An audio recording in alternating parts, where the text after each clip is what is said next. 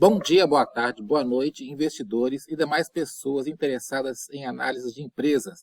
Hoje vou analisar os balanços da Allied Tecnologia e antes um recado rápido, deem uma olhada no meu blog, o link está aí na tela e também na descrição do vídeo. Sobre a minha experiência profissional e acadêmica está aí na tela, se quiserem parar o vídeo para ler, está aí. Último recado rápido, os vídeos não recomendam compra ou venda de ativos financeiros. São estudos contábeis sobre a empresa para fins de ciência sobre sua situação patrimonial e financeira. O autor não se responsabiliza por eventuais prejuízos relativos a investimentos. Então vamos falar aqui da Allied Tecnologia. O nome da empresa anterior era D-Star Participações. A data de constituição, conforme o formulário cadastral, é 10 de abril de 2014, mas de acordo com o formulário de referência, ela foi fundada em 2001. Ela registrou na CVM em 2020, mas fez o IPO em 2021, tem origem no Brasil. E um negócio interessante que eu achei aqui, intrigante, de acordo com o formulário cadastral, o CNPJ da empresa é este aqui, com /1000 ao contrário, ponto 47. Mas de acordo com o Estatuto Social, o CNPJ da empresa é 37, dígito 58, né? Isso é importante para o pessoal que for comprar ações, ele tem que lançar no imposto de renda o CNPJ do emissor. E aí eu fiquei curioso, eu fui pesquisar no site aberto da Receita Federal, e o CNPJ 1, ele agora é matriz, a empresa transformou o CNPJ 1 em matriz. Então, o formulário cadastral está errado, né? E o CNPJ 37 virou matriz, apesar de ter número de filial, né? E esse CNPJ 37 que tem o endereço da sede, né? Então, tem um erro aqui no formulário cadastral e o Estatuto Social está certo, né? Então, é só um detalhe aí, mas é importante a empresa mostrar apreço, né, aos detalhes, né? Mesmo que seja um detalhe meio sem importância, mas a pessoa que for comprar ações dessa empresa aí vai lançar no imposto de renda o CNPJ, né? Às vezes, se lançar errado pode dar problema, né? Bom, o ticker na B3 é ALLD3, né? A oferta de ações foi restrita, não foi a IPO normal, como a gente vê aí, foi só para investidores qualificados. Foi feita em abril de 2021. O endereço da sede é na Avenida das Nações Unidas, lá na região da Faria Lima, em São Paulo. E você pode ler o histórico da empresa neste link que está aqui na tela e também está na descrição do vídeo. Antes de falar dos números, eu quero comentar um pouco esse histórico aqui, que ela foi fundada há 23 anos atrás. Esse texto aqui é do formulário de referência. Foi fundada em 2001, quando a família Radomysler, isso mesmo, iniciou as atividades, né, inicialmente por meio da Allied Advanced Technologies, né, de importação e distribuição de telefones celulares e acessórios. Nessa época, aí, a principal conquista foi um contrato de exclusividade de customizações e serviços pós-vendas com uma grande operadora. Então, ela começou a crescer a partir daí. Outro fator que impulsionou essa empresa foi uma importante mudança no mercado brasileiro de telefones celulares, né? Ela conta aqui a história que, em 2007, a Anatel aprovou o Regulamento Geral de Portabilidade, que possibilitou aos clientes das operadoras, né, nós né, que temos os telefones celulares, portarem seus números para empresas concorrentes sem nenhuma penalidade. Quer dizer, aquele negócio do desbloqueio geral do celular, né? Então, você compra qualquer tipo de celular e você pode colocar ele em qualquer operadora. Com isso, as operadoras de telefonia foram retirando os subsídios dos preços dos telefones celulares vendidos em suas lojas. Ao invés de reduzir o preço dos aparelhos em troca de uma fidelidade do cliente, as operadoras passaram a oferecer planos com diferenciais em serviço. É o que a gente viu aí, né? Você compra, às vezes um celular custa 2.000 na loja, mas se você comprar na Vivo ou na Claro, ele custa 1.300, mas você tem que ficar um ano aí com o plano, né? Então, ela viu a oportunidade disso, nesse aspecto a partir de 2007, por isso ajudou a empresa a crescer mais. Isso aqui eu falei só do primeiro ciclo de crescimento. Se vocês quiserem ver todo o ciclo de crescimento, está aí no histórico da empresa, neste link aqui, e no formulário de referência também. E no perfil corporativo, o resumo da empresa é o seguinte, né?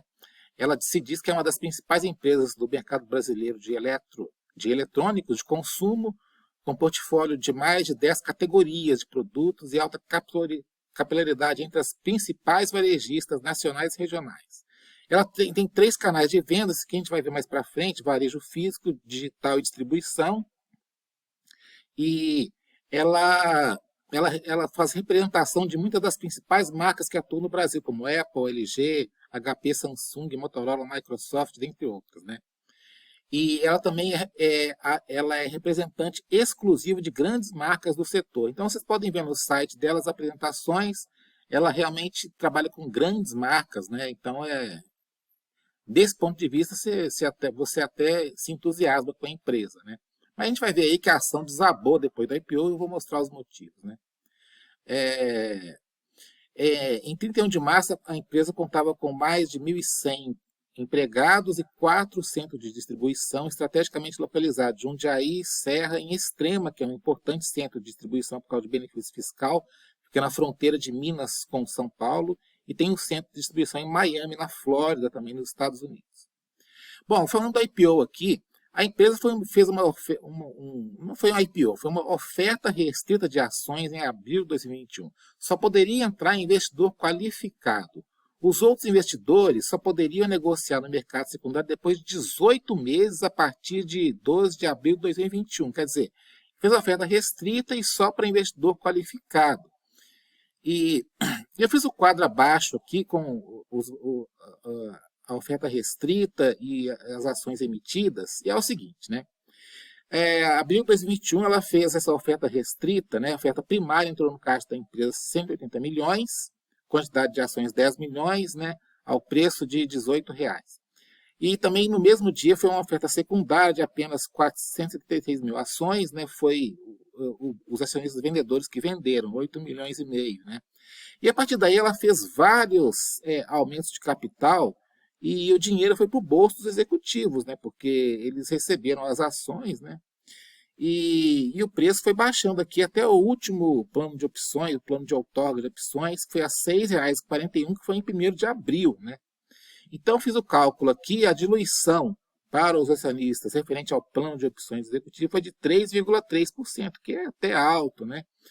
E desse total aqui, considerando o gasto com emissões de ações, a empresa recebeu só 102 milhões, os executivos receberam 47, quase 48 milhões, olha.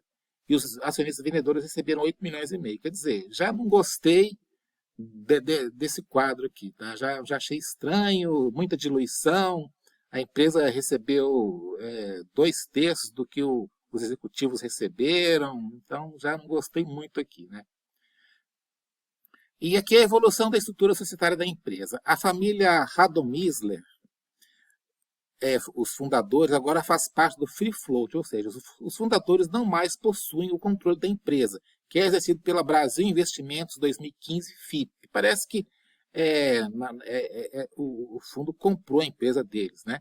É mais um detalhe de que eu não gosto, porque os fundadores, né? Mas assim, apesar do detalhe dos fundadores saindo, parece que é um bom aspecto por causa da operação triuno da Polícia Federal e do Ministério Público, comentado mais abaixo. Então, parece que os fundadores saíram, né, depois que houve essa operação da Polícia Federal e do Ministério Público lá, e acho que com eles fora do controle, parece que melhora a imagem da empresa. É isso que eu entendi. Não sei se isso é bom ou se é ruim, mas tá aí, eu vou ler mais adiante a questão aí da Operação Triunfo, né? Então, aqui a quantidade de ações em 31 de março, né? E a gente vê aqui que o Free Float é 27,5% e o Brasil Investimentos 2015 FIP, ele tem mais de 60%, né? Aí eles fizeram mais aquele aumento de capital lá com as opções de outorga de opções de executivos, e ficou assim em 1º de abril. A gente vê que antes a família Radomysler, ela tinha bastantes ações, né? Eles tinham cerca de 17% das ações. Parece que continuam tendo, mas eles estão agora só dentro do free float, né? Quer dizer, eles podem vender a qualquer momento, parece, não sei, né? E não sei se o aspecto é positivo ou negativo. Eu acho negativo, né? E não sei se esse Brasil Investimentos 2015 vai vender também ações depois, né? Esse que é o problema. Talvez por isso que as ações estejam caindo também, um dos motivos, né? Então, não sei por quanto tempo que esse FIP, né, que esse fundo de investimento, vai manter essas ações. Depois da oferta inicial de ações, a CVM perguntou sobre oscilação atípica, né? Tirem suas conclusões aí, eu não vou falar o que penso aqui nesse vídeo, né? Então, em setembro de 2021, depois que a ação subiu, né, teve oscilação atípica. Nessa época ainda, só investidor qualificado poderia negociar as ações, né? Então, a CVM foi lá e perguntou o que aconteceu. A empresa, como sempre, falou que não sabia, etc. A ação subiu forte logo após a oferta inicial, né? Lembrando que só investidor qualificado poderia comprar e vender. A forte queda a partir de agosto de 2021 pode ser acreditada ao grande aumento da Selic. Afinal, muitas ações, principalmente do varejo, caíram fortemente a partir de agosto de 2021. Curiosamente, a partir de 9 de outubro de 2021, data em que os investidores não qualificados, os famosos sardinhas, né, foram liberados para negociar na Bolsa, as ações continuaram caindo de cerca de R$ 15 em outubro de 2021 para R$ 4 em março de 2023. Né?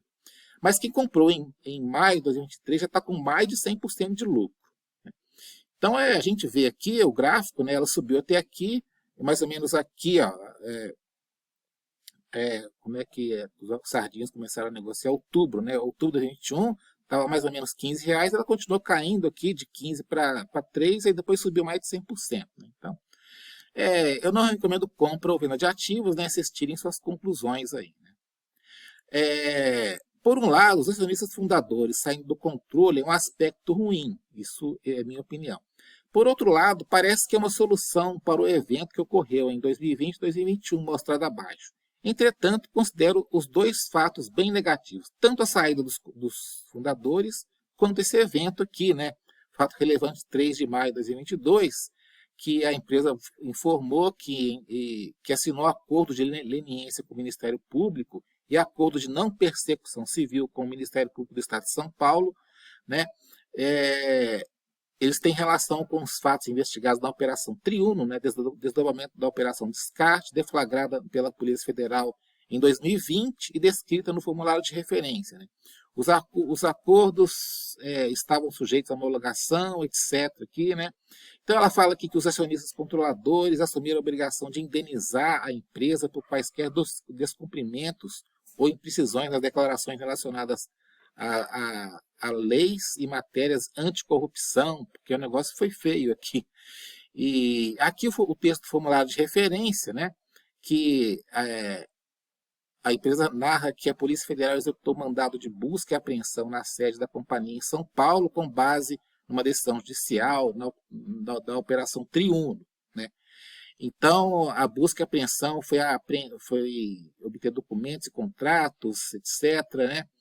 E, bom, vocês podem ler aí também, mas é o seguinte, isso aqui parece que já passou, a empresa fez a IPO depois desse fato, né? IPO não, fez a oferta pública de ações, a família Radomysler, né? Parece que não está mais no controle, pelo menos é o que parece, né?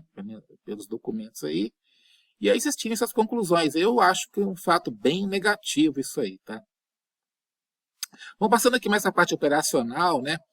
Essa empresa, ela trabalha com distribuição, então ela vende para grandes varejistas. Ela não fala quais, mas ela fala que em 31 de dezembro de 2023, um único cliente era responsável por mais de 11% da receita líquida total da companhia. Né? Então, ela não abre para quem que ela vende, né? Mas ela só fala isso aí. Aqui é a parte operacional. Margem bruta em clara tendência de queda desde 2019. Né? Então, ela fez a IPO aqui em 2021 e a margem bruta já estava caindo. O detalhe interessante aqui é que ela tem os diversos segmentos. Né? O segmento de varejo, que varejo digital mais físico, que é a linha vermelha, que é mais semelhante a Casas Bahia, Magalu, né? Tem uma margem líquida boa e equivalente à margem bruta. Né? Tem margem bruta boa e equivalente à margem bruta das Casas Bahia, da Magalu. Então, o varejo digital e físico é um aspecto bom para essa empresa aqui. Aí na linha preta a gente tem a margem bruta consolidada, que é o que importa, né? Que é a soma de todos os três segmentos. Então a linha preta mostra também tendência de queda da margem bruta, que em níveis de 11,8%, 12%, até 16% é uma margem bruta ruim, porque uma margem bruta boa, principalmente no varejo, tem que ser acima de 25%, né, 24% no mínimo. Então, se ela tivesse só o segmento vermelho aqui, que é o varejo digital mais físico, ela estaria muito bem. Mas como ela tem os outros segmentos, que é o distribuição no Brasil, que é atacado, né, distribuição, que é a linha azul, é uma margem bruta sempre baixa, né? Então, e está até mais baixo do que eu vejo de outras empresas aí. Tem empresa que põe 12% na distribuição, essa aqui ela está só com 9%, né? E ainda tem a distribuição internacional, que parece que ela começou em 2022, que é uma margem bruta bem pequena, mas muito pequena, é uma margem bruta que parece que nem vale a pena, né? Então é 2%, 1,2%, né? E por que que a margem consolidada ela fica no meio do caminho aqui, né? Por causa do mix, né? Eu vou mostrar mais abaixo aqui logo de uma vez, né? Então aqui tem a receita, né? Aqui eu coloquei em percentual. A receita líquida de vendas, a distribuição, que é a margem bruta intermediária, é 45%. O varejo físico, ele é 25%. E a distribuição internacional é 29%. Quer dizer, então, no mix, o que acontece? A margem bruta cai para 11, 12, 10, né? Por causa do mix, né? Veja que o lucro bruto do varejo físico, ele é 63%, mas como o varejo físico é só 25%, físico e digital, né? 25% das vendas, então puxa a margem bruta para baixo, né? Então, ela está com um problema de margem bruta caindo, que é obviamente ruim. Então, aí é já um dos aspectos que eu acho que fez a ação cair na bolsa, como vocês viram no gráfico acima, né? O EBITDA recorrente pro forma, e eu peguei aqui o EBITDA que a própria empresa ajustou, também em queda, né? Já era um EBITDA baixo aqui em 2020, ele tentou subir para ficar muito bom aqui em 2022, né? Mas aí caiu, né? E está tendente à queda, né?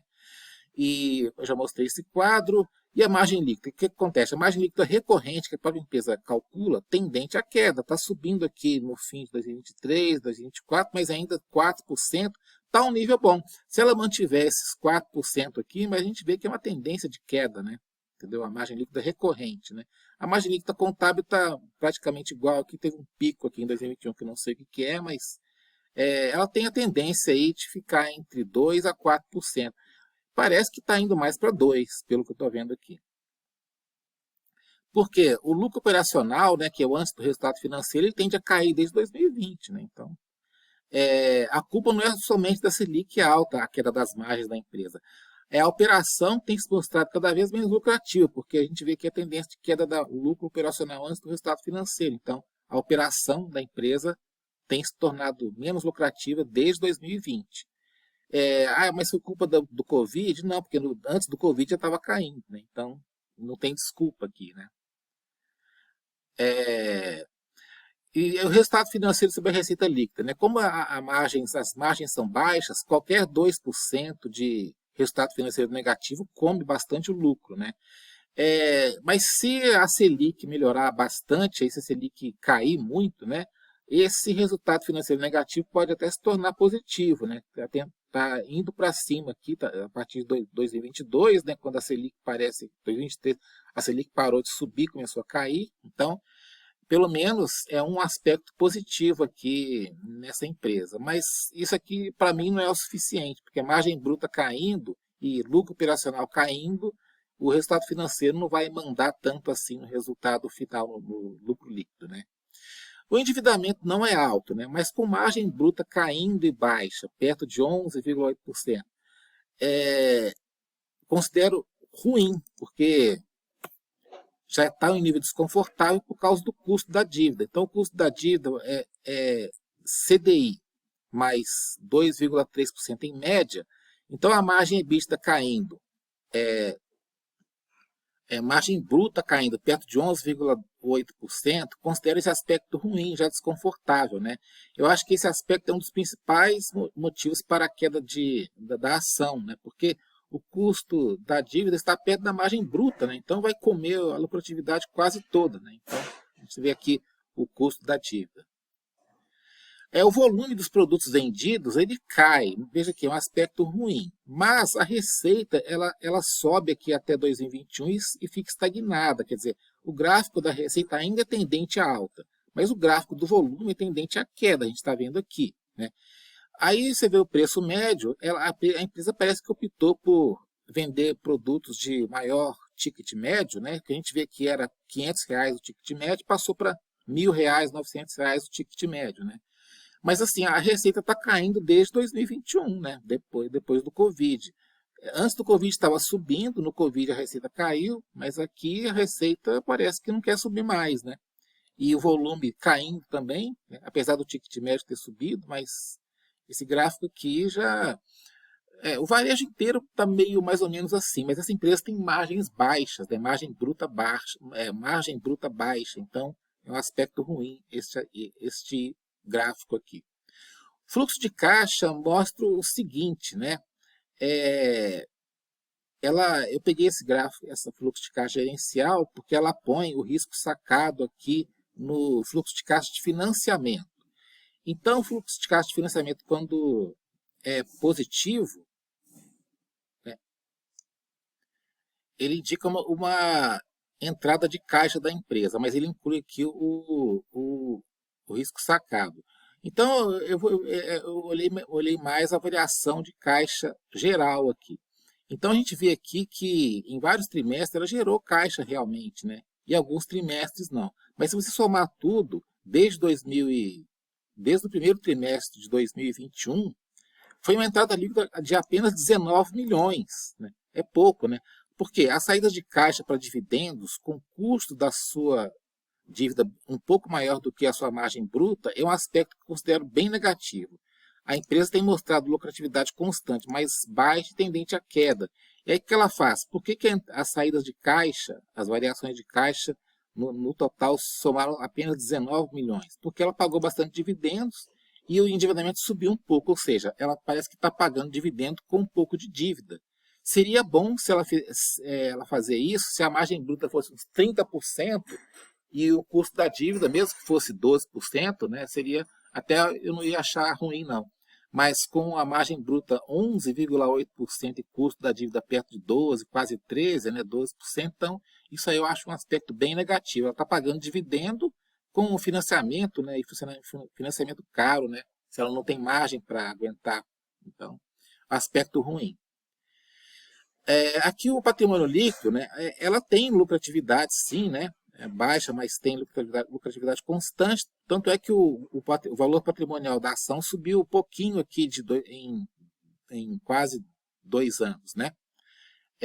Tem boa reserva de lucros, né? Por isso que ela pagou um dividendo aí agora, vou mostrar mais adiante, né? Com reserva de lucro. Então o valor patrimonial aqui, ela indica, assim, ela lucra pouco, lucra constantemente, mas as margens estão caindo, quer dizer, está indicando que ela tem pouca margem para aguentar aí essa dívida, né? É um aspecto ruim isso aqui. Então, o valor patrimonial é 16,93 no primeiro trimestre de 2024, então ela está cotada em bolsa a apenas 41% do valor patrimonial. Parece barato, mas vou mostrar mais adiante que eu não acho tão barato assim. Os dividendos que ela pagou. Então, aqui os dividendos desde 2021, após a oferta de ações, né? Apesar de parecerem atrativos, os dividendos passados, eu estou cético, porque a empresa parece que paga os dividendos com endividamento. E o custo da dívida está um pouco maior do que sua margem bruta. E isso é ruim, né? Então, isso é ruim. Se houver recuperação das margens bruta e líquida, mesmo que pequena, a situação ficará bem melhor. Obviamente, queda da Selic relevante, né, seria muito bom, mas parece que não é o que vai acontecer, pelo menos de momento, né? E aqui eu fiz o resumo dos dividendos, né? Ele pagou esse dividendo aqui de 2024, usando reservas de lucros passados, quer dizer, usou o fluxo de caixa, né? E o dividend yield para 6,91 está alto, né? Então, olhando só os dividendos, dá vontade de comprar, né? Mas será que vai manter isso aí, né? Para frente? Parece que não, né? Mas se mantiver, vai ser muito bom. Então, fazendo aqui umas estimativas para o futuro, né? Lembrando que eu não recomendo compra ou venda de ativos financeiros, né? Então, ela está valendo em bolsa apenas 0,63 o EBITDA anual. Eu já calculei aqui, né? Então, o EBITDA recorrente anualizado até o primeiro trimestre de 2024 é 1 bi 32 milhões. O valor de mercado atual é 645 milhões, então ela está valendo assim, bem assim, aparentemente barato na bolsa, né? O preço justo, assim, normal, seria 4 vezes EBITDA, o que levaria a Audi 3 a incríveis R$ 44 por ação, contra a atual cotação de R$ 6,91. Né? Diversas ações do varejo da B3 estão em níveis bem baratos, sendo que barato é uma opinião bem subjetiva. Né? Então, todo mundo está sabendo que está barato, mas ninguém compra. Né? Então, a gente está vendo aqui. Então, eu fazendo uma estimativa aqui, eu acho que o EBITDA vai cair no fim de 2024 e também em 2025. Vai cair em torno de 9% aqui por ano.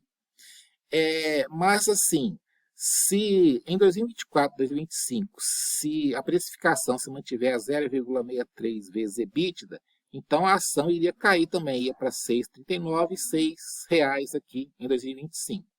Mas se o mercado precificar só 2 vezes EBITDA, que eu acho que é metade do preço justo, a ação poderia ir para R$ 22 agora em 2024, poderia ir R$ 20 depois 19 em 2025, né? Quer dizer, e se for o preço EBITDA mesmo de 4, o preço justo que eu considero seria R$ 44, quer dizer, parece que não vai acontecer, né? Senão já estaria aí a R$ 20 a ação. Mas esse quadro aqui é só para eu visualizar. Se tiver notícia boa, se ela começar a apresentar lucro bom, se tiver qualquer fato relevante, interessante para a empresa, ela pode subir. Mas no momento eu acho que ela vai cair. Né? Então, as minhas conclusões, né? Não recomendo compra ou venda de ativos financeiros. A Audi 3 parece barata, 41% do valor patrimonial, e a 0,63 vezes EBITDA, anualizado até primeiro trimestre de 2024. Os dividendos passados mostrados acima também indicam o mesmo, né? Parece que está barata a ação. Mas a empresa mostra tendência de queda das margens EBITDA, bruta e líquida. Seu endividamento é baixo, mas seu custo da dívida está próximo à sua margem bruta do primeiro trimestre de 2024, o que é bem preocupante. No atual cenário de Selic alta, foi justificável a queda da ação na Bolsa, principalmente se olharmos outras ações do varejo, que também estão bem amassadas na Bolsa. Estamos já em 1º de junho, 2 de junho, né? 2 de junho de 2026, 2 de junho de 2024, e no momento o mercado em geral não precifica queda relevante da Selic e da taxa de juros, do Fed, do Banco Central dos Estados Unidos. Se em junho ou julho essas expectativas se reverterem e se o Fed reduzir sua taxa de juros, é provável que a Audi 3, aí, por puro repique, possa dar um pulo aí até uns R$ 12 dentro de uns 3 meses. Né? Mas eu acho que é só um fator especulativo, né? E apostar nisso aqui é perigoso. Né? Eu acho que não vou fazer isso. Eu estou muito em dúvida quanto à Audi 3. O passado tenebroso, né, da Operação Triuno, a diluição causada pela outorga de opções de ações aos executivos, a estranha oferta de ações, né, que não foi oferta pública, foi oferta restrita, me deixa inseguro quanto à Audi 3. Olhando só os números friamente, parece uma boa, né? Mas por hora eu vou ficar de fora e observando apenas. Eu vou continuar acompanhando essa ação aí e decidir o que eu faço mais adiante aí. Os vídeos não recomendam compra ou venda de ativos financeiros. É isso aí. Obrigado por terem assistido. Curtam o vídeo, inscrevam-se no canal e divulguem para me incentivar a fazer mais análise.